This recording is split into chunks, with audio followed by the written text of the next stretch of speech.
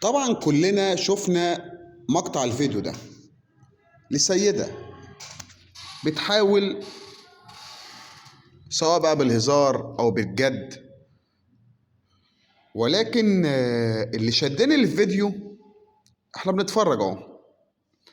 كل بيت وكل أسرة اكيد في مشاكل، وكل رجل او سيدة عندها مشاكل، وكل شاب او فتاة عندهم مشاكل.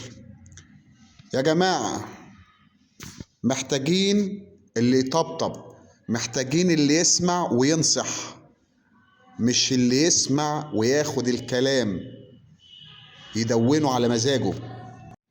اسمعوا لبعض، اتكلموا مع بعض، شوفوا مشاكل بعض بهدوء، اسمعوا لبعض، استمعوا لبعض كويس، وانصحوا بعض.